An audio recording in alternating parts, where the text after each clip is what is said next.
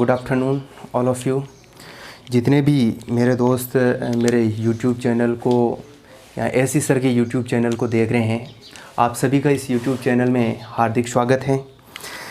काफ़ी दिनों से मैं ये सोच रहा था कि कुछ स्टूडेंट्स भी डिमांड कर रहे थे कि सर वीडियोस वगैरह डालें ताकि हम कुछ पढ़ सकें, घर में बैठे हैं, एकदम फ्री बैठे हैं। तो काफ़ी समय से अनिल सर भी मेरे को कह रहे थे, तो हमने आज उनके चैनल पे कुछ वीडियो बनाने का निर्णय लिया है। इतनी उम्मीद करता हूँ कि आप सब घर में हैं, स्वस्थ हैं। भगवान से दुआ भी करता हूँ कि अगर परिवार में कोई संक्रमित हो भी गया हो तो भी वो जल्दी स्वास्थ्य लाभ प्राप्त कर सकें। अपन बिना कोई टाइम वेस्ट किए हुए सीधे सीधे एक टॉपिक स्टार्ट करते हैं जिसका नाम है सॉल्यूशन विलियन। वैसे आप सबको पता है विलियन के बारे में, आप सब अच्छी तरह से जानते हैं विलियन।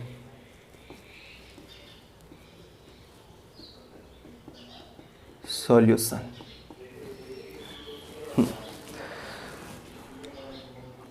विलियन को आप अच्छी तरह से जानते हैं। क्या होता है विलियन? जैसे दो पदार्थों को आपस में मिला दिया जाए। स्टूडेंट हर बार जब भी मैं विलियन के बारे में पूछता हूँ तो मुझे केवल एक ही रिप्लाई वहाँ से मिलता है कि सर दो पदार्थों को मिलाना।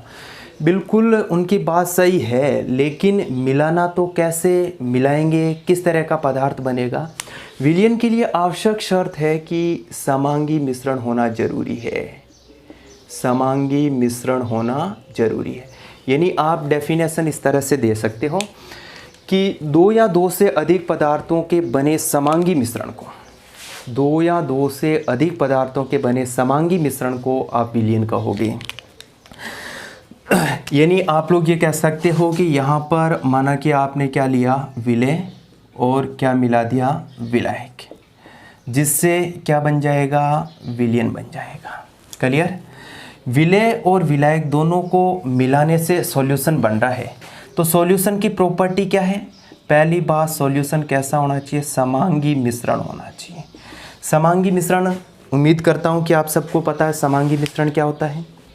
ऐसा मिश्रण जिसमें दोनों पदार्थ एक दूसरे के साथ पूर्ण रूप से घुल गए हो, दोनों एक दूसरे के साथ मिलने के बाद उनकी प्रॉपर्टी है वो सेम हो जाती है। दोनों की प्रॉपर्टी आप अलग अलग डिफाइन नहीं कर सकते हो, अलग अलग परिभाषित नहीं कर सकते हो। ऐसे मिश्रण को आप लोग समांगी मिश्रण कहोगे। तो विलियन की पहली प्रॉपर्टी क्या होती है? ये कैसा होता है? समांगी मिश्रण होता है। अच्छा, दूसरी बात है आपको ये ध्यान में रखना है कि विलेय की मात्रा हमेशा अल्प होती है, ये अल्प मात्रा में लिया जाता है, और विलायक है ये अधिक मात्रा में लिया जाता है। विलेय है अल्प मात्रा में लोगे, विलायक है ये आप लोग अधिक मात्रा में लोगे। अब बात ये आती कि सर विलियन की नेचर कैसी होगी?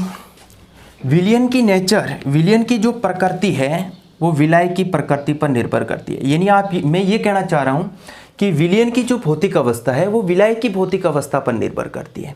अगर विलायक है द्रव्य अवस्था में है तो विलियन की भी भौतिक अवस्था द्रव्य होगी। अगर विलायक ठोस अवस्था में है तो विलियन की भी भौतिक अवस्था ठोस होगी। अगर विलायक गैसीय अवस्था में है तो विलियन की भी भौतिक अवस्था कैसी होगी? गैस होगी। यानी विलियन की भौतिक अवस्था विलायक की भौतिक अवस्था पर निर्भर करती है। भौतिक अवस्था पर निर्भर करती है, विलायक की भौतिक अवस्था पर निर्भर करती है। इस आधार पर विलियन को क्लासिफाइड किया गया है, विलियन को वर्गीकृत किया गया है। विलियन की भौतिक अवस्था के आधार पर विलियन को कुल मिलाकर के 3 भागों में बांटा गया है। कुल मिलाकर के 3 भागों में बांटा गया। 3 भाग कौन कौन से? पहला जो भाग आता है विलियन का उसको आप लोग कह सकते हो ठोस विलियन। पहला जो भाग आता है उसको आप लोग क्या कहोगे? ठोस विलियन। दूसरा जो विलियन है उसको कहोगे द्रव्य विलियन, और तीसरा जो विलियन है उसको आप लोग कहोगे गैस विलियन। यानी विलियन के कुल मिलाकर के कितने भाग हो गए? 3 भाग। अब जो ठोस विलियन है इसमें विलायक की नेचर तो हमेशा कैसी होगी? ठोस। इसमें विलय की नेचर, विलय की भौतिक अवस्था आप कह सकते हो वो कैसी होगी, द्रव्य, और गैस विलयन में विलय की भौतिक अवस्था वो कैसी हो जाएगी, गैस। जैसे आपको बता दें कि इसमें ठोस प्लस ठोस मिलकर के सॉल्यूशन बना सकता है, द्रव्य प्लस ठोस मिलकर के सॉल्यूशन बना सकता है, गैस प्लस ठोस मिलकर के सॉल्यूशन बना सकता है। यानी इसमें इस तरफ मैं लिख रहा हूँ विलय और इस तरफ मैं लिख रहा हूँ विलय। यानी विलय इसमें ठोस हो सकता है, द्रव्य हो सकता है, गैस हो सकता है, लेकिन विलायक है वो ठोस ठोस ठोस, क्योंकि विलयन कैसा है, ठोस विलयन। ठोस विलयन तभी बनेगा जब विलय की नेचर है वो कैसी होगी, ठोस होगी। मैं बात करता हूँ द्रव्य विलयन की। तो द्रव्य विलयन में इसकी नेचर, विलय की नेचर तो द्रव्य होगी, विलय की नेचर द्रव्य होगी, विलय की नेचर या विलय की भौतिक अवस्था द्रव्य होगी। ये ठोस प्लस द्रव्य मिलकर के, द्रव्य प्लस द्रव्य मिलकर के और गैस प्लस द्रव्य मिलकर के द्रव्य विलयन तैयार किया जा सकता है। मैं बात करता हूँ गैस विलयन की। तो गैस विलयन में विलय की फिजिकल स्टेट गैस होगी, विलय की फिजिकल स्टेट गैस होगी, विलय की फिजिकल स्टेट भी गैस होगी। यहाँ पर ठोस प्लस गैस का विलयन, द्रव्य प्लस गैस का विलयन, और आप लोग कह सकते हो गैस प्लस गैस का विलयन। यानी कुल मिला के मैं ये कह सकता हूँ कि सॉल्यूशन के 9 प्रकार होते हैं। 3 प्रकार ठोस विलयन के होंगे, 3 प्रकार द्रव्य विलयन के होंगे, और 3 ही प्रकार है वो किसके हो जाएंगे, गैसीय विलयन के हो जाएंगे। क्लियर है? अच्छा, अब मैं बात कर रहा हूँ विलयन की। एक बार एक AIEEE में प्रश्न पूछा गया था, विलयन के संदर्भ में निम्न में से कौन सा कथन सत्य है। विलयन के संदर्भ में प्रश्न पूछा गया था कि विलयन के संदर्भ में, विलयन के संदर्भ में कौन सा कथन सत्य है। पहला ऑप्शन दे रखा था विलय आधिक्य में होता है, विलय आधिक्य में होता है, विलय आधिक्य में होता है। दूसरा ऑप्शन दे रखा था विलायक अल्प मात्रा में होता है। तीसरा ऑप्शन दे रखा था विलय व विलायक समान मात्रा में होते हैं, समान मात्रा में होते हैं। और चौथा ऑप्शन दे रखा था विलायक आधिक्य में होता है, विलायक आधिक्य में होता है। तो आई थिंक आप सबको पता होगा विलयन की घटना में विलायक हमेशा अधिक मात्रा में होता है और विलय हमेशा अल्प मात्रा में होता है। आपको प्रश्न में पूछा गया था निम्न में से कौन सा कथन सत्य है। बहुत बेसिक सी बात बता रहा हूँ यहाँ पर। तो आप लोग यहाँ पर देखोगे विलय आधिक्य में होता है, पहली बात तो गलत होगी। विलायक अल्प मात्रा में होता है, दूसरी बात भी गलत होगी। विलय व विलायक समान मात्रा में होते हैं और विलायक आधिक्य में होता है। यानी आप लोगों को अच्छी तरह से पता है विलायक भी कैसा होता है, आधिक्य में होता है। तो आई थिंक विलयन होता क्या है, बेसिक सी बातें विलयन के बारे में आपके दिमाग में क्लियर होगी। आप लोग वापस से सुन लें। विलय प्लस विलायक दोनों को मिला दिया जाएगा तो क्या बनेगा, विलयन। लेकिन शर्त यह है कि दोनों को मिलाने पर मिश्रण हमेशा कैसा बनना चाहिए, समांगी। अगर असमांगी मिश्रण बन गया, विषमांगी मिश्रण बन गया तो वो विलयन नहीं होगा। ठीक है दोस्तों, विलयन की भौतिक अवस्था है वो विलय की भौतिक अवस्था पर निर्भर करती है। जैसी विलय की भौतिक अवस्था होती है वैसी किसकी भौतिक अवस्था, विलयन की भौतिक अवस्था होगी। हाँ, अब अपन देखते हैं कि भाई विलयन बना दिया, 2 पदार्थों को मिलाया है तो निश्चित रूप से सॉल्यूशन बन रहा है, तो सॉल्यूशन की कोई न कोई कंसंट्रेशन होगी, सांद्रता होगी। तो अपन सीधे सीधे डिस्कस करते हैं कि भाई सांद्रता क्या है। यानी अपने को अभी चर्चा करनी है कि विलयन की सांद्रता को किस तरह से डिफाइन किया जाएगा। सांद्रता को इंग्लिश में कंसंट्रेशन कहा जाता है। मैं यहाँ पर C के द्वारा रिप्रेजेंट करूँगा।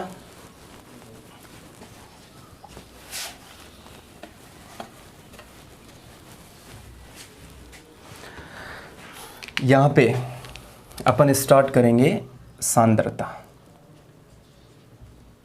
सांद्रता को इंग्लिश में कंसंट्रेशन कहा जाता है और इसको मैं C के द्वारा रिप्रेजेंट करूँगा, C के द्वारा प्रदर्शित करूँगा। अच्छा, अब अपन डिस्कस करते हैं सांद्रता। पहले तो अपन इसको देसी में समझते हैं। देसी में इस तरह से समझेंगे कि यार आपने क्या किया, एक पानी का कोई बर्तन लिया, पानी का ग्लास लिया और उस ग्लास के अंदर आपने 1 लीटर पानी भर दिया। बड़ा ग्लास है, हालांकि 1 लीटर ग्लास के अंदर पानी भरना मजाक वाली बात लग रही है, लेकिन काफ़ी बड़ा ग्लास है और उसके अंदर आपने 1 लीटर पानी भर दिया। क्लियर है क्या? अच्छा, और उसके अंदर आपने मान लीजिए 2 ग्राम नमक मिला दिया। उसमें आपने कुल मिला करके कितना नमक मिला दिया? 2 ग्राम। तो अब मैं आपसे पूछूंगा कि भाई इस ग्लास के अंदर नमक की मात्रा कितनी है? तो आप क्या कहोगे? 2 ग्राम नमक की मात्रा है। कितने विलियन में? तो आप क्या कहोगे? 1 लीटर में, यानी 2 ग्राम प्रति लीटर। तो यही सांद्रता, नमक की सांद्रता क्या हो जाएगी? 2 ग्राम प्रति लीटर। यानी आप लोगों को अगर डिफाइन करनी है सांद्रता, परिभाषित करनी है सांद्रता, तो आप इस तरह से परिभाषा दे सकते हो कि प्रति एकांक लीटर आयतन में उपस्थित, प्रति एकांक लीटर विलियन में उपस्थित, ऐसा कह सकते हो। प्रति एकांक लीटर विलियन में उपस्थित, विलियन में उपस्थित है विलेय की ग्राम में मात्रा सांद्रता कहलाती है। विलेय की ग्राम में मात्रा सांद्रता कहलाती है। यानी अगर आप यूनिट ऑफ कंसंट्रेशन, सांद्रता के मात्रक की बात करोगे तो यहाँ पर कह सकते हो ग्राम पर लीटर। सांद्रता का फॉर्मूला ही ये होगा, क्या होगा कि C बराबर, यहाँ पर आप लोग क्या लिखोगे? विलेय की मात्रा, विलेय की मात्रा, और विलेय की मात्रा किस में ले लोगे? ग्राम में। और यहाँ पर आप लोग लिखोगे विलियन का आयतन। विलियन का जो आयतन है वो आप लोग ले लोगे लीटर में। विलियन का आयतन है वो आप लोग किस में ले लोगे? लीटर में ले लोगे। क्लियर है? अच्छा, विलियन का आयतन आपने किस में ले लिया? लीटर में ले लिया। अब देखिएगा,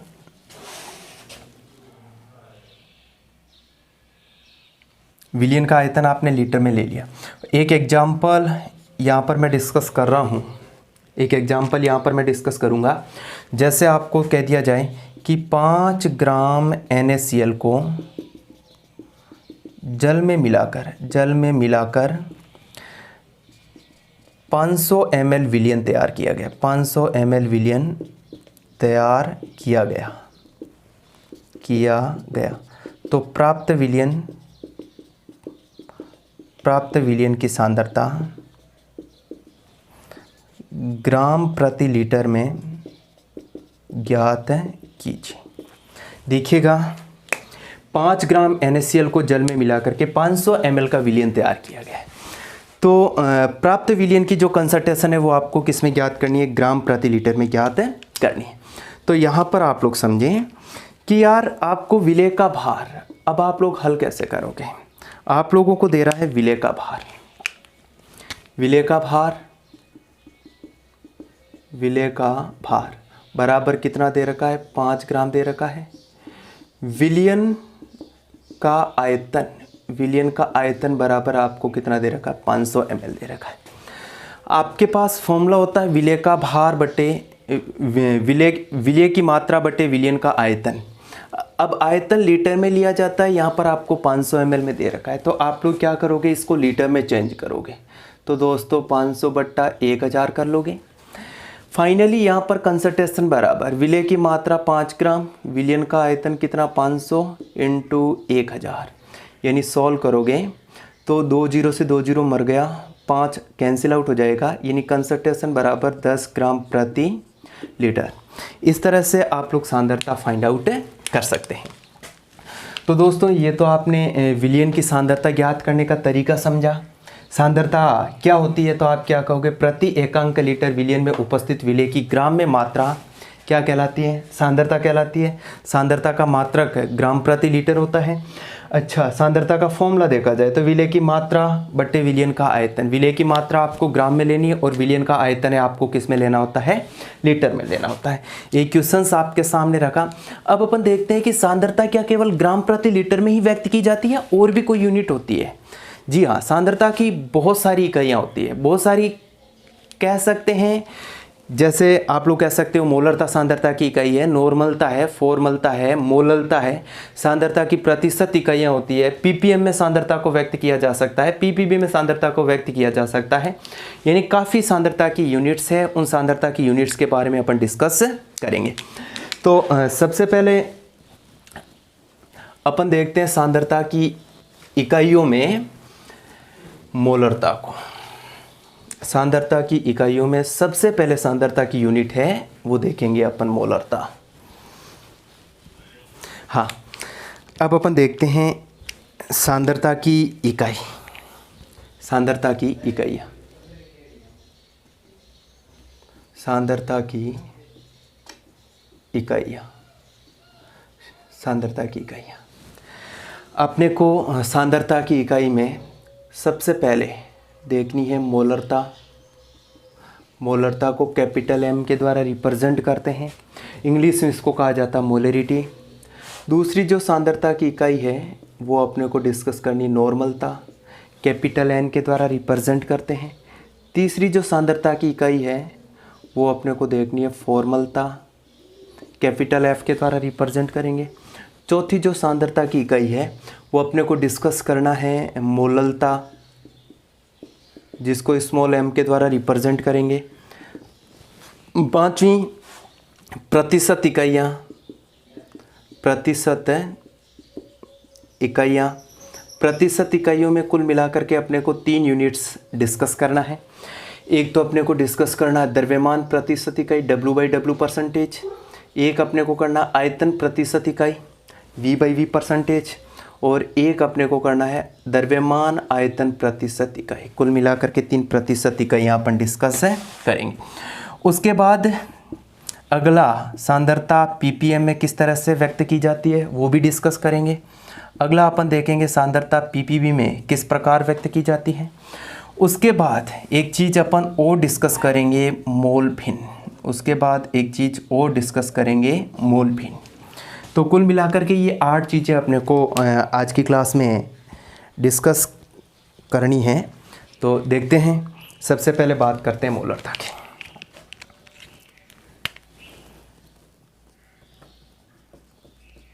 इसको इंग्लिश में मोलरिटी कहा जाता है, कैपिटल एम के द्वारा प्रदर्शित किया जाता है। मैंने आपको बताया था सांद्रता की परिभाषा में कि प्रति एकांक लीटर विलयन में उपस्थित विलय की मात्रा। अब अगर विलय की मात्रा मोल में दे दी जाए तो, अगर विलय की मात्रा मोल में दे दी जाएगी तो वो क्या हो जाएगी, मोलरता हो जाएगी। जैसे यहाँ पर मैं इसकी डेफिनेशन लिख देता हूँ।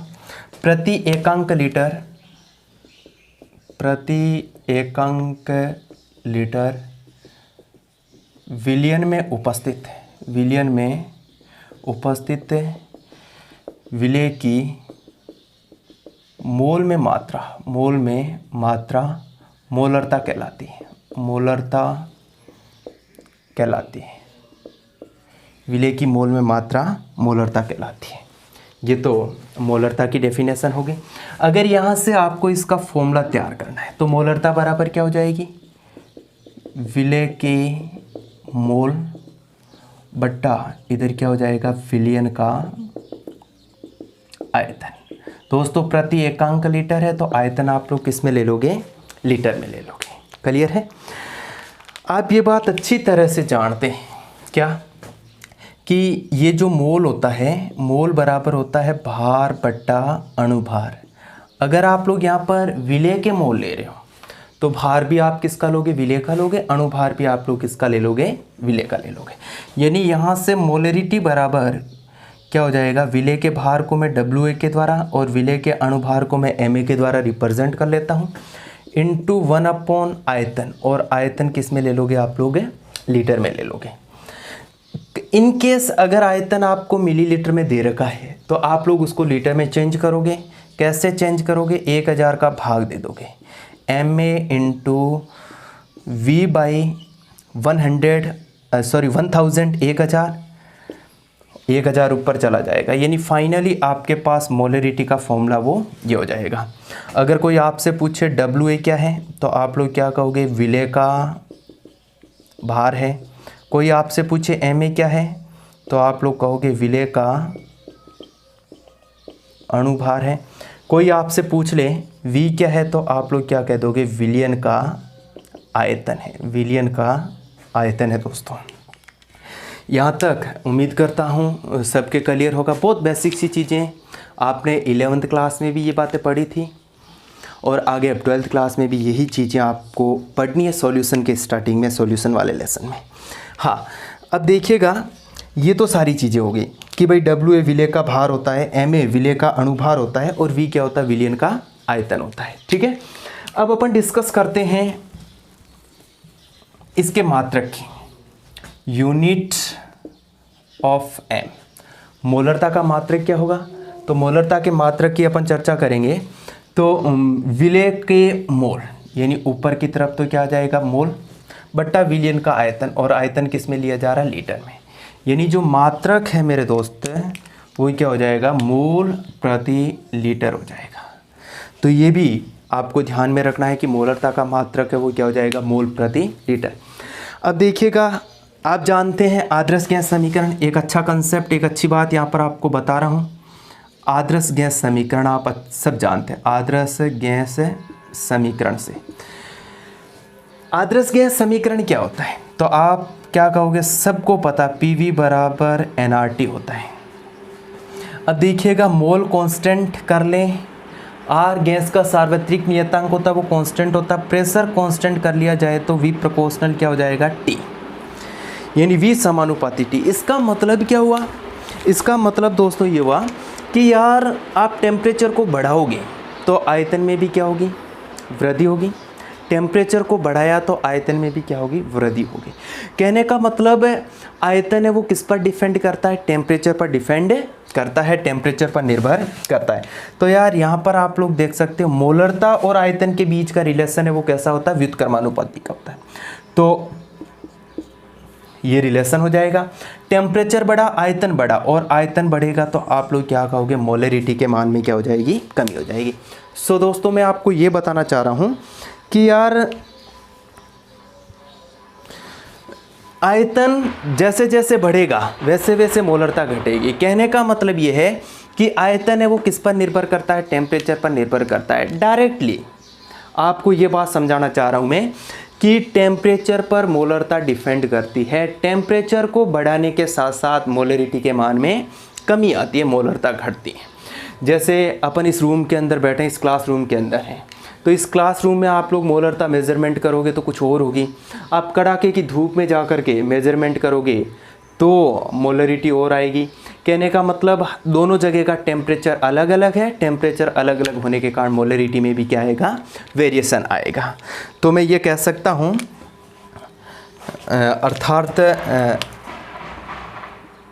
अर्थात मोलरता तापमान पर निर्भर करती है। और कैसा रिलेशन होता है, तापमान पर निर्भर करती है तो मोलरिटी प्रोपोर्शनल 1/T। टेम्परेचर बढ़ाओगे तो मोलरिटी के मान में क्या आ जाएगी, कमी आ जाएगी। ये मोलरता के बारे में कुछ बेसिक सी बातें थी, कुछ फॉर्मूलेज आपके सामने मोलरता का फॉर्मूला भी रखा, मोलरता का मात्रक भी मैंने आपको बताया क्या होता है, मोल पर लीटर होता है। उसके बाद में आपको ये भी बताया कि मोलरता ताप पर निर्भर करती है, तो ताप पर निर्भर कैसे करती है इसका प्रूफ भी आपके सामने रखा। अब अपन मोलरता के कुछ एग्जांपल्स सॉल्व करेंगे, एक दो एग्जांपल लेकर के फिर आगे बढ़ेंगे। जैसे एक एग्जांपल आपको दे रखा है कि भाई 9.8 ग्राम, एक प्रश्न, एक एग्जांपल्स आपको दे रखा है 9.8 ग्राम H2SO4 को जल में घोलकर या जल में मिलाकर 500 ml विलयन तैयार किया गया तो प्राप्त विलयन की सांद्रता मोल प्रति लीटर में ज्ञात कीजिए। मोल प्रति लीटर में ज्ञात कीजिए। आपको सांद्रता ज्ञात करनी है किसमें, मोल प्रति लीटर में। मोल प्रति लीटर में सांद्रता ज्ञात करने का कहा है, इसका मतलब आपको साफ साफ इंडिकेट कर रहा है कि आपको क्या ज्ञात करनी है, मोलरता ज्ञात करनी है। मोलरता ज्ञात करने के लिए आपके पास फॉर्मूला क्या होता है, भार किसका, विलेय का बट्टे विलेय का अणुभार इंटू 1000 बट्टा VmL। या देखते हैं आपको कौन कौन सी राशियां दे रखी है, क्या क्या दे रखा है। तो आप देखोगे H2SO4 WA विलेय का भार 9.8 ग्राम दे रखा है। यहाँ पर H2SO4 को जल में मिलाया जा रहा है, तो H2SO4 क्या हो जाएगा, विलेय, और जल क्या हो जाएगा, विलायक। दोनों को मिला करके सॉल्यूशन तैयार किया गया। तो WA बराबर क्या हो जाएगा, 9.8 ग्राम विलेय का भार हो गया। अब मैं बात करता हूँ विलेय के अणुभार की। अब आपको दे रखा H2SO4, उम्मीद करता हूँ सबको अणुभार ज्ञात करना आता होगा। अगर नहीं आता है तो आप लोग समझने का प्रयास करें। H2SO4 अणु है, इसमें एक तो हाइड्रोजन का एटम है, एक सल्फर का एटम है और एक काय का एटम है, ऑक्सीजन का। हाइड्रोजन के एटम की संख्या कितनी, 2। हाइड्रोजन का परमाणु भार है वो कुल मिलाकर के 1 होता है, 1। सल्फर की संख्या 1 है, सल्फर का परमाणु भार है वो कितना होगा, 32, यानी यहाँ पर आपने लिख दिया 32। ऑक्सीजन की संख्या यहाँ पर 4 है और एक ऑक्सीजन का 16, यहाँ पर कितना हो जाएगा, 64 हो जाएगा। इसको मल्टीप्लाई करेंगे 2 × 1 = 2। अगर आप लोग इन सब को जोड़ोगे तो कुल मिलाकर के कितना आ जाएगा, 98 आ जाएगा। यानी H2SO4 का जो मोलिकुलर वेट होता है वो कितना होता है, 98। आपको कम से कम 1 से 30 तक जितने भी परमाणु है सबका परमाणु क्रमांक याद होना चाहिए। 1 से 30 तक परमाणु का परमाणु द्रव्यमान क्या होता है वो भी आपको याद होना चाहिए। अच्छा, तो ये तो H2SO4 का मोलिकुलर वेट हो गया, अणुभार आ गया। और क्वेश्चन में आपको सॉल्यूशन का आयतन कितना दे रखा है, प्रश्न में सॉल्यूशन का आयतन, विलयन का आयतन कितना दे रखा, 500 ml दे रखा है। सॉल्व करते हैं। मोलरता बराबर भार कितना दे रखा, 9.8 ग्राम, अणुभार 98 इंटू 1000 बट्टा इधर आप लोग लिखोगे 500। क्या 2 0 से 2 0 को मैं उड़ा दूं, यस। अब 9.8 और इधर दे रखा 98, भाग दिया तो कुल मिलाकर के कितनी बार गया, 10 बार। क्या 10 से 10 उड़ जाएगा, यस। तो मोलरिटी बराबर कितनी बची, 1/5 मोल पर लीटर। तो इस तरह से आपको मोलरिटी ज्ञात करनी होती है, मोलरता ज्ञात करनी होती है। यहाँ पर देखिएगा, आई थिंक आप सबको ये समझ में आ गया होगा किस तरह से मैंने इस क्वेश्चंस को सॉल्व किया, इस एग्जाम्पल को सॉल्व किया। अब आपको यहाँ पर तो क्या पूछा था, मोलरता ज्ञात करना पूछा था। अब एग्जाम में आपको मोलरता दे दी जाएगी और विलेय का अणुभार पूछा जा सकता है। आपको मोलरता दे करके विलेय का भार पूछा जा सकता है। मोलरता दे दी जाएगी और आपको विलेय के मोल पूछे जा सकते हैं। मोलरता दे करके आपको विलयन का आयतन भी पूछा जा सकता है। तो कुल मिलाकर के अपने को फॉर्मूला याद होना चाहिए। फॉर्मूला क्या होता है, मोलरता बराबर विलेय के मोल बट्टा विलयन का आयतन। यानी आप लोग ये कह सकते हो मोलरता बराबर विलेय का भार बट्टे विलेय का अणुभार इंटू 1 विलयन का आयतन। क्लियर है। बस इस फॉर्मूले के आधार पर आप किसी एक राशि की वैल्यू आप लोग फाइंड आउट कर सकते हैं। ये तो कुल मिलाकर के मोलरता पे था। अब देखिएगा एक एग्जाम्पल मोलरता पे आपको और देता हूँ।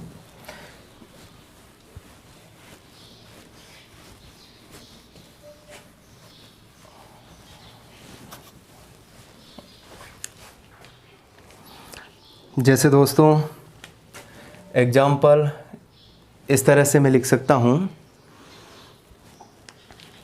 एग्जाम्पल मैं इस तरह से लिख सकता हूँ क्या कि 5 मोल प्रति लीटर आपको विलयन का मोलरता दे रखी है। आपको क्या दे रखी, विलयन की मोलरता दे रखी। विलयन का आयतन आपको दे रखा है 200 ml। विलयन का आयतन कितना दे रखा आपको, 200 ml दे रखा है। इसके बाद आप लोगों को मोलरता दे रखी है, आयतन दे रखा है और आपसे पूछा गया है विलेय के मोल क्या होंगी। यानी आपको दे रखा है क्या, विलयन की सांद्रता यानी मोलरता दे रखी है, विलयन का आयतन दे रखा है और विलेय के मोलों के बारे में आपसे पूछा गया। आपको कंसंट्रेशन दे रखी है यानी मोलरिटी दे रखी है 5 मोल पर लीटर। आपको वॉल्यूम दे रखा सॉल्यूशन का 200 ml और आपको विलय का मोल फाइंड आउट करना है। ठीक है, तो देखिएगा विलय के मोल को कैसे फाइंड आउट किया जाएगा। आप अच्छी तरह से जानते हैं कि यार मोलरिटी बराबर क्या होता है, विलय के मोल। मोलरिटी बराबर विलय के मोल बट्टा यहाँ पर आप लोग क्या कहोगे, विलयन का आयतन। विलयन का आयतन। तो मोलरिटी आपको कितनी दे रखी, 5। विलय के मोल आपको फाइंड करने हैं, यानी आप लोग उनको x मान लो। और विलयन का आयतन 200 ml दे रखा है, 200/1000, यानी 1000 कहाँ चला जाएगा, ऊपर चला जाएगा। 2 0 से 2 0 मर जाएंगे, 2 का भाग इसमें कुल मिला करके 5 बार जाएगा। यानी यहाँ पर x बराबर आप लोग कह सकते हो 5/5, यानी 1। x आपने क्या माना था, विलय के मोल, यानी 1 मोल आ जाएगा, यानी 5 मोल पर लीटर सॉल्यूशन है। 5 मोल पर लीटर सांद्रता का सॉल्यूशन है। आयतन आपको दे रखा है 200 ml। तो विलय का मोल कुल मिला करके कितना आ जाएगा, 1 मोल। आप लोग देसी में भी इस तरह से सोचें कि यार 1 लीटर में कितना मोल है, 5 मोल। क्लियर है। तो आप लोग ये कह सकते हो कि आधे लीटर में यानी 500 ml में कितना हो जाएगा, 2.5 मोल हो जाएगा। तो कुल मिला करके 200 ml में कितना मोल हो जाएगा, तो आप कहोगे 1 मोल हो जाएगा। क्लियर है। इस तरह से भी आप लोग सोच के आंसर दे सकते हैं, लेकिन यहाँ पर जब थ्योरेटिकली प्रश्न आता है उस समय आपको इस तरह से पूरा एक्सप्लेन करके लिखना पड़ता है। खैर, अब अपन मोलरता के बाद में नेक्स्ट सांद्रता की इकाई है जिसका नाम है नॉर्मलता। सांद्रता की दूसरी इकाई जिसका नाम है नॉर्मलता, इसको कैपिटल N के द्वारा रिप्रेजेंट करते हैं। बात करते हैं दोस्तों नॉर्मलता क्या होती है।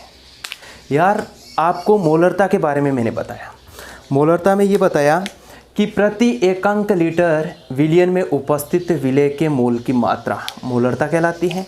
तो बस जहाँ पर विलय के मोल की मात्रा है वहाँ पर विलय के ग्राम तुल्यांक की मात्रा ऐड कर लो। यानी आप डेफिनेशन इस तरह से दे सकते हो कि प्रति एकांक लीटर विलयन में उपस्थित विलय के ग्राम तुल्यांक की मात्रा, या विलय की मात्रा किस में लेनी है आपको, ग्राम तुल्यांक में। तो उसे क्या बोला जाता है, नॉर्मलता। मैं यहाँ पर परिभाषा भी लिख देता हूँ। नॉर्मलता को इस तरह से आप लोग लिखोगे कि प्रति एकांक लीटर विलयन में उपस्थित विलय के ग्राम तुल्यांक की मात्रा नॉर्मलता कहलाती है। ग्राम तुल्यांक की मात्रा नॉर्मलता कहलाती है। क्लियर है। यानी आप लोग यहाँ पर नॉर्मलिटी का फॉर्मूला तैयार करना चाहते हो, इस तरह से फॉर्मूला बना सकते हो, विलय की, या फिर आप लोग कह सकते हो विलय के ग्राम तुल्यांक बट्टा, यहाँ पर आप लोग कह सकते हो विलयन का आयतन। विलय के ग्राम तुल्यांक बट्टा, यहाँ पर आप लोग क्या कह सकते हो, विलयन का आयतन। दोस्तों आयतन किस में लिया जाएगा, लीटर में लिया जाएगा। चलो अब बात करते हैं कि ग्राम तुल्यांक क्या है। ग्राम तुल्यांक बराबर होता है भार बट्टा तुल्यांकी भार। तुल्यांकी भार, भार आपको किसका लेना है, विलय के ग्राम तुल्यांक की बात कर रहे हैं, तो भार आप लोग किसका लोगे, विलय का भार लोगे, और विलय का ही आपको क्या लेना है, तुल्यांकी भार। स्टूडेंट के माइंड में ये चीज़ तो रहती है कि भार तो प्रश्न में आपको दिया हुआ मिलेगा, लेकिन माइंड में ये रहता है कि यार तुल्यांकी भार को कैसे फाइंड आउट करें, तुल्यांकी भार को कैसे ज्ञात किया जाए। तो तुल्यांकी भार के नाम पर आपको बस एक ही फॉर्मूला याद रखना है, क्या, कि तुल्यांकी भार बराबर होता है अणु भार बट्टा वैलेंसी फैक्टर या संयोजी कारक। अणु भार बट्टा वैलेंसी फैक्टर या संयोजी कारक, बस इतनी सी बात आपको ध्यान में रखनी। सर कोई अम्ल दे दिया तो उसका तुल्यांकी भार कैसे ज्ञात करेंगे, तो उस अम्ल का वैलेंसी फैक्टर ज्ञात करेंगे।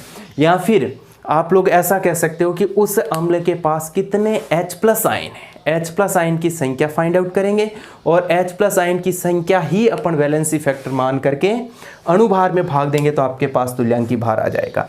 फॉर एग्जाम्पल जैसे आपको दे रखा है एक एसिड HCl, तो HCl में H+ आयन की संख्या कुल मिलाकर के कितनी है 1, तो आप लोग इसका वैलेंसी फैक्टर है वो कुल मिलाकर के कितना मान लोगे 1। जैसे आपको दे रखा दूसरा H2SO4, तो इसके पास H+ आयन की संख्या कितनी है 2, तो आप लोग इसका वैलेंसी फैक्टर कुल मिलाकर के कितना मान लोगे 2। अगर आपको कोई बेस दे रखा है यानी आपको सार दे रखा है NaOH, तो NaOH के पास OH- आयन की संख्या कितनी है तो कुल मिलाकर के 1, तो इसका वैलेंसी फैक्टर कितना हो जाएगा 1। अगर आपको दे रखा है मिल्क ऑफ मैग्नीशिया MgOH2, तो इसके पास OH- आयन की संख्या 2, तो इसका जो वैलेंसी फैक्टर है वो कुल मिलाकर के कितना हो जाएगा 2। जैसे आपको दे रखा है AlOH बेस है, तो इसके पास OH- आयन की संख्या कुल मिलाकर के 3, तो इसका वैलेंसी फैक्टर है वो कुल मिलाकर के कितना हो जाएगा 3 हो जाएगा। तो दोस्तों इस तरह से आप लोग एसिड और बेस का तो वैलेंसी फैक्टर फाइंड आउट कर सकते हो। एसिड का वैलेंसी फैक्टर आप लोग किसको मान के चलोगे H+ आयन, यानी आपको एसिड के लिए तुल्यांकी भार ज्ञात करना है, तो तुल्यांकी भार बराबर एसिड का अणुभार बट्टे एसिड के पास उपस्थित H+ आयन की संख्या। अगर आपको बेस का तुल्यांकी भार ज्ञात करना, किसी सार का तुल्यांकी भार ज्ञात करना है, तो फॉर्मूला क्या लगाओगे, सार का अणुभार बट्टे सार के पास उपस्थित OH- आयन की संख्या हो जाएगा। क्लियर है दोस्तों। अगर आपको ना तो एसिड दे रखा है ना ही आपके पास बेस है, यानी एसिड और बेस दोनों नहीं है, तो निश्चित रूप से वहां पर क्या होगा सॉल्ट होगा। एसिड भी नहीं है बेस भी नहीं है, तो वहां पर क्या होना चाहिए सॉल्ट होना चाहिए, यानी किसी सॉल्ट का, कोई आपको सॉल्ट दे रखा है, कोई आपको लवण दे रखा है, जैसे NaCl, तो इसका वैलेंसी फैक्टर, तो आप लोग क्या करोगे पहले इसके टुकड़े करोगे। ये किस में टूटेगा Na+ तथा Cl-, इसमें +1 इसका गुणांक 1, तो यानी कुल मिलाकर के +1 और इसका कितना हो जाएगा -1, यानी इसकी जो संयोजकता है वो कुल मिलाकर के कितनी आ रही है 1 आ रही। आप लोग इसका वैलेंसी फैक्टर कितना ले लोगे 1। जैसे आपको एग्जाम्पल दे दिया गया CaCO3 कैल्शियम कार्बोनेट, अगर इसका आप लोग टुकड़ा करोगे तो Ca+2 CO3-2, इसका प्लस का 2 आ जाएगा और इसका कितना आ जाएगा -2, यानी इसकी संयोजकता कुल मिलाकर के कितनी आ रही है 2, यानी आप लोग इसका वैलेंसी फैक्टर कितना मान के चलोगे 2। इस तरह से अगर कोई आपको सॉल्ट दे रखा है तो सॉल्ट का भी वैलेंसी फैक्टर फाइंड आउट कर सकते हैं। अगर आपको कोई आयन दे रखा है, अगर आपको कोई चार्ज दे रखा है, चार्ज का मतलब जैसे आपको दे दिया गया SO4-2, इसका तुल्यांकी भार ज्ञात करना है, तो आपको तुल्यांकी भार ज्ञात करने के लिए वैलेंसी फैक्टर की आवश्यकता होती है। तो इसके लिए वैलेंसी फैक्टर आप कितना मान के चलोगे, तो आप कहोगे सर कैसे, यानी किसी आयन पर जो चार्ज होता है, जितना आवेश होता है, वही आवेश की मात्रा आप लोग क्या ले लोगे वैलेंसी फैक्टर के रूप में ले लोगे। जैसे आपको दे दिया गया एल्यूमिनियम+3 आयन और उसका वैलेंसी फैक्टर देखना है, तो आप लोग एल्यूमिनियम+3 आयन दे रखा है, तो इस पर चार्ज है वो कितना आ रहा है 3 आ रहा है, तो वैलेंसी फैक्टर आप लोग क्या ले लोगे 3 ले लोगे। यानी तुल्यांकी भार बड़ा आसान सा कंसेप्ट है, बड़ी आसान सी बात है। तुल्यांकी भार आप लोग कैसे ज्ञात कर लोगे, अणुभार बट्टा वैलेंसी फैक्टर, और वैलेंसी फैक्टर कैसे फाइंड आउट किया जाता है वो सारी चीज़ें आपके सामने मैंने रखी। अब अपन देखते हैं इसका फाइनली फॉर्मूला कैसे तैयार होगा। यानी आप जानते हैं क्या कि यार नॉर्मलता बराबर क्या होता है विलेय के ग्राम तुल्यांक बट्टे विलयन का आयतन, और विलेय के ग्राम तुल्यांक है, विलेय के ग्राम तुल्यांक है वो किसके बराबर होता है भार बट्टा तुल्यांकी भार। यानी आप लोग यहाँ पर नॉर्मलता बराबर विलेय के भार को मैं WA के द्वारा और विलेय के तुल्यांकी भार को मैं किसके द्वारा रिप्रेजेंट करूँगा EA के द्वारा, इंटू 1/V लीटर, यानी आयतन आप लोग किस में ले लोगे लीटर में। अब देखिएगा आयतन अगर आपको मिलीलीटर में दे रखा है तो WA बट्टा EA इंटू 1000 बट्टा यहाँ पर क्या ले लोगे VmL। फाइनली आपके पास नॉर्मलिटी का फॉर्मूला तैयार हुआ। क्लियर है, ये तो आपने नॉर्मलता का फॉर्मूला तैयार कर लिया। ठीक, अब अपन देखते हैं कि यार मात्रक क्या होगा, इसकी यूनिट क्या होगी। बिना यूनिट के तो क्या पता चलेगा कि नॉर्मलता है, मोलरता है, फॉर्मलता है। तो आप लोग क्या लिखोगे, यूनिट ऑफ नॉर्मेलिटी। देखिएगा, ग्राम तुल्यांक का मात्रक ग्राम तुल्यांक होता है और आयतन का मात्रक क्या होता है, लीटर। तो नॉर्मलता का मात्रक क्या हो जाएगा, ग्राम तुल्यांक प्रति लीटर। क्या कोई प्रॉब्लम आपको? तो आपने यहाँ पर मात्रक भी देख लिया। देखिएगा, आप लोग ये भी चेक करोगे कि तापमान इसको प्रभावित करता है या फिर नहीं करता है। मैंने थोड़ी देर पहले आपको बताया था कि V प्रोपोर्शनल T होता है, यानी आपको मैंने आदर्श गैस समीकरण से ये बताया था, आदर्श गैस समीकरण से आपको ये बता रखा था कि V प्रोपोर्शनल क्या होता है, T। यानी जिस जिस फॉर्मूले में V आएगा वो किससे प्रभावित होगा, टेम्परेचर से प्रभावित होगा, तापमान से प्रभावित होगा। तो दोस्तों देखो, नॉर्मलता के फॉर्मूले में भी क्या आ रहा है, V आ रहा है। तो निश्चित रूप से मैं ये कह सकता हूँ कि नॉर्मलता किससे प्रभावित होगा, टेम्परेचर से प्रभावित होगी। यानी आप अच्छी तरह से जानते हो नॉर्मलता प्रोपोर्शनल 1/V और ये प्रोपोर्शनल क्या हो जाएगा 1/T। टेम्परेचर बढ़ेगा तो वॉल्यूम बढ़ेगा, वॉल्यूम बढ़ेगा तो नॉर्मेलिटी घटेगी। यानी आप लोग ये कह सकते हैं क्या कि नॉर्मलता भी ताप से प्रभावित होती है, नॉर्मलता भी ताप से प्रभावित होती है। यानी अलग अलग टेम्परेचर पर नॉर्मलता में वेरिएशन आपको मिलेगा, अलग अलग मिलेगी। जैसे आप इस रूम के अंदर नॉर्मलता फाइंड आउट कर रहे हो, बाहर जाकर के कड़ाके की धूप में नॉर्मलता फाइंड आउट करोगे तो दोनों नॉर्मलता में अंतर आएगा, दोनों नॉर्मलता की वैल्यू में अंतर आएगा। क्लियर है? तो ये तो आपके सामने मैंने रखा नॉर्मलता। अब यहाँ पर नॉर्मलता से संबंधित कुछ क्वेश्चंस, कुछ एग्जांपल्स ले लेता हूँ मैं। अच्छा, एग्जाम्पल लेने से पहले मैं नॉर्मलता और मोलरता के बीच में रिलेशन भी बना देता हूँ। क्लियर? कभी कभार क्या होता है, मोलरता केवल दे दी जाती है और आपसे पूछ लिया जाता है कि भाई नॉर्मलता ज्ञात कीजिए, है ना।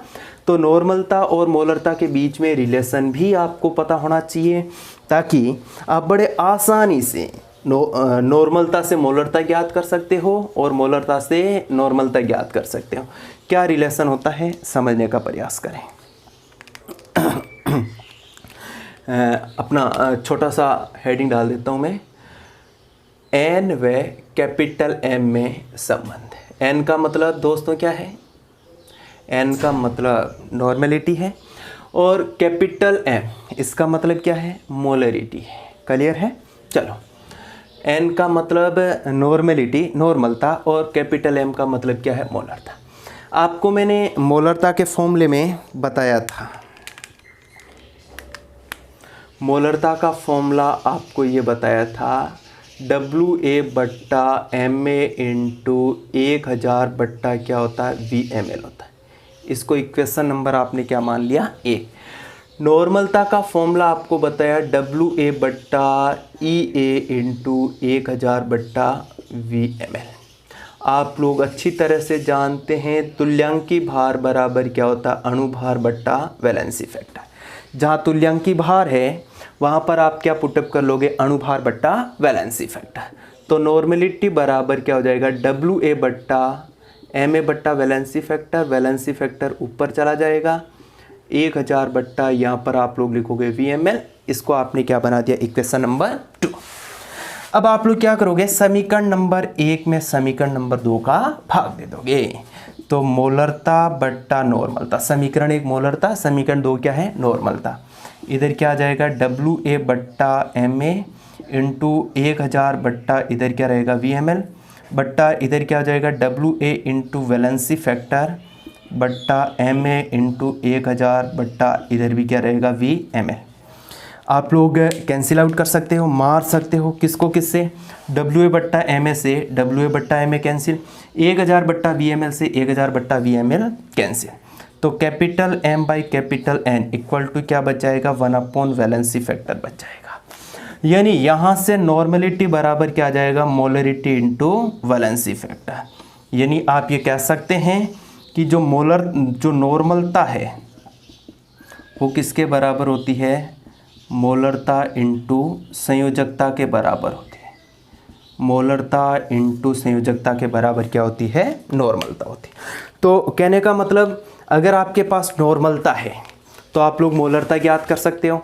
अगर आपके पास में मोलरता है तो मोलरता से आप लोग नॉर्मलता भी ज्ञात कर सकते हैं। क्लियर है क्या दोस्तों?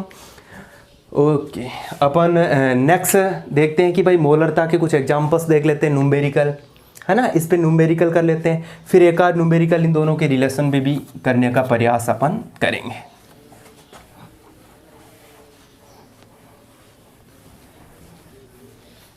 हाँ, वही जो आपको मैंने मोलरता पे बताया था, एक आसान सा क्वेश्चंस मैंने वहाँ पर लिखा था कि भाई 9.8 ग्राम H2SO4 को जल में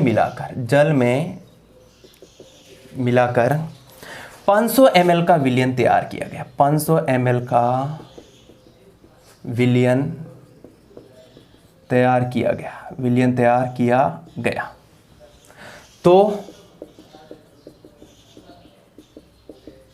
प्राप्त विलयन की नॉर्मलता या सांद्रता ग्राम तुल्यांक प्रति लीटर में ज्ञात की। नॉर्मलता ज्ञात कीजिए। प्राप्त विलयन की सांद्रता ग्राम तुल्यांक प्रति लीटर में ज्ञात कीजिए, या फिर आप लोग कह सकते हो नॉर्मलता ज्ञात कीजिए। तो देखिएगा, आपको सीधा सीधा प्रश्न में कह रहा है कि भाई नॉर्मलता ज्ञात कीजिए। आप अच्छी तरह से जानते हैं नॉर्मलिटी, इसका फॉर्मूला क्या होता है, भार बट्टे तुल्यांकी भार इंटू 1000 बट्टा VmL। आपको दे क्या रखा है, आपको दिया हुआ क्या दिया हुआ है, WA का मान आपको दे रखा 9.8 ग्राम। क्लियर है? अच्छा, आयतन आपको दे रखा कुल मिलाकर के 500 ml। क्लियर है? ओके, अब आपको तुल्यांकी भार नहीं दे रखा, लेकिन तुल्यांकी भार बराबर क्या होता है, Ma बट्टा वैलेंसी फैक्टर। H2SO4 का Ma कितना होता है, 98। H2SO4 क्या है, एसिड है, और इस एसिड के पास H+ आयन की संख्या कुल मिलाकर के 2 है। तो आप लोग इसमें किसका भाग दे दोगे, 2 का, यानी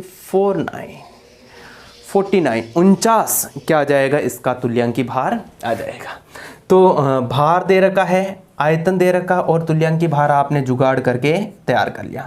तो नॉर्मलिटी बराबर क्या हो जाएगा, 9.8 बाई 49 इंटू 1000 बट्टा, यहाँ पर आप क्या लिखोगे, 500। 2 0 से 2 0 कैंसिल हो जाएगा, यहाँ से दशमलव हटाओगे 1 0, 1 0 से 1 0 मर जाएगा। इसका भाग इसमें कितनी बार जाएगा, 2 बार।